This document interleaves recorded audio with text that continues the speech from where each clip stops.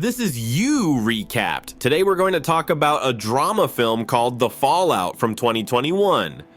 It was a normal day for Veda. She had just woken up and was on her way to school with her best friend Nick. This time, however, she received a disturbing message from her younger sister Amelia. Vada ran out into the hallway and found out that Amelia's period had started, and she was very worried about it. In response, her sister tried to joke and promised to tell her about all the details of this issue in the evening. Veda went to the restroom and met a popular girl at school, Mia Reed. Looking at her, the girl said that she was beautiful even without makeup. At that moment, shots from a gun were heard in the corridor, and the girls ran into one of the toilet stalls to hide. This went on for a very long time, and Vada realized that she was unlikely to survive. She sent a farewell message to someone. Later, another student, Quentin, ran into the restroom. Later, it turned out that the shooter had killed Quentin's younger brother in front of the school. Finally, the police arrived and the perpetrator was killed. However, the incident deeply affected Vada, who could not recover from the shock for a long time. The next night, she found Mia on social media and decided to write to her. After talking to her, Vada found out that her parents were in Japan and she was alone at home. She was very scared, so she gave Mia her phone number and said that she could come to her. The girl woke up from a nightmare. In the morning, she goes to see Nick, who recalls these terrible events. He thinks that maybe he survived yesterday in order to somehow prevent something like this from happening in the future. So he decides to organize a movement against school shootings. Vada watches Mia's dance videos and suddenly offers to meet her.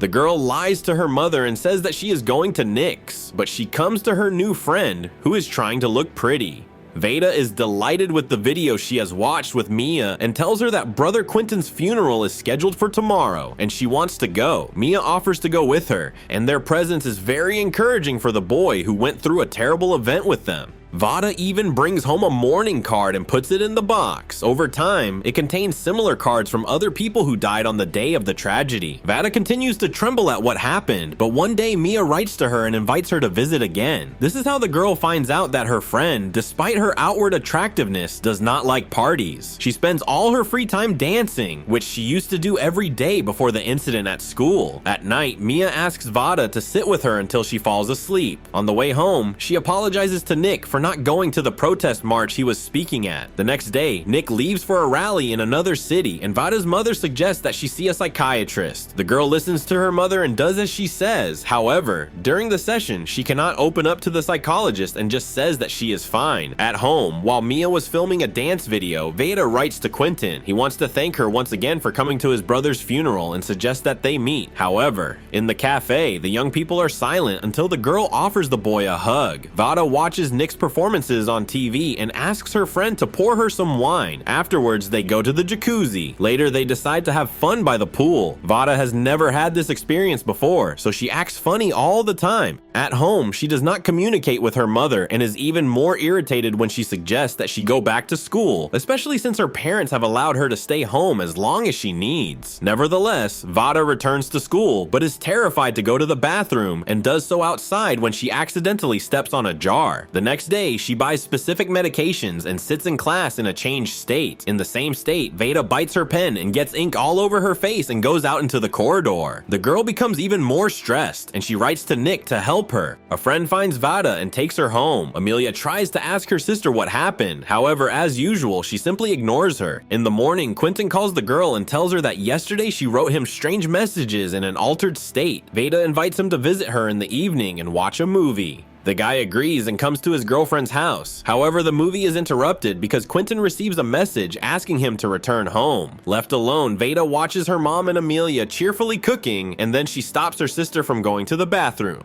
In the evening, the girl lies again, saying that she is going to Nick's. In fact, she is going to Mia's, with whom she is sitting in the sauna. It turns out that neither of them has ever had a relationship with a guy before. As a result, their friendship grows even stronger. They go for a walk. At night, while staying at Mia's, the girls decide to try something new. In the morning, Veda realizes that something has happened between them and goes home, where she is met by her worried family who could not reach her. Her relationship with Nick also breaks down, as he had called earlier earlier looking for her. Vada is annoyed and tells her mother that she was at her friend's house and had a few drinks. Although she doesn't even like alcohol, she just wants to live the moments of her teenage life. The girl comes to Nick to apologize, and he says that he and his family have been very concerned about her. The boy reproaches his friend for trying to change the situation with school shootings, while Vada just has fun like nothing happened. Disappointed, she complains to Quentin about her conversation with Nick, and he reassures her, saying that Nick is under a lot of pressure because of his work. The girl asks her friend to tell her about his dead brother. Quentin replies that no one has asked him to do so because everyone is afraid of hurting him again. The boy tells her everything, and then Vada kisses him. However, Quentin quickly pulls the girl away, saying that he is not emotionally ready for a relationship. As a result, a disappointed Vada gets out of the car and receives a message from Mia, who is angry with her. At night, her sister gets into bed with her to talk. It turns out that despite all her indifference, Amelia really misses talking to her sister. All this time, she has been blaming herself for writing a letter about her womanhood, which led to Vada being in the corridor where she could have been killed just like her brother Quentin. The sister replies that sitting in that booth, she was sure she was going to die, and realized that she might have time to write one last message to only one person. That person was Amelia, and the message read, "I love you too." The sisters fall asleep together, and the next day her father takes Vada to the countryside. When Vada accidentally says a swear word while talking about what happened, the father suggests that they both shout. After that, both father and daughter feel better. Vada decides to go to Mia's house and finds her half drunk in the sauna. During the conversation, it turns out that they were both afraid that the night had broken their friendship, but in fact, it hadn't. As a result, Mia decides to return to dance classes, and her friend promises to go with her. At the next session with a psychiatrist, Vada reveals much more. The girl says that other guys, unlike her, have coped with the situation and are now trying to change the world. For some time, Vada wondered if there could be some reason why she survived that day and the others did not. And now she realizes that there was no such reason, just as there was no reason for anyone to die. Vada hugs her mother for the first time in a long time, and finally tells her about alcohol, drugs, and the night she spent with the girl, which prompts the embarrassed woman to pour herself a large portion of wine. Vada arrives at the dance school and writes to her friend that she is waiting for her outside. After that, the happy girl looks up at the sky until suddenly she receives a message about another school shooting in Ohio, which triggers another panic attack.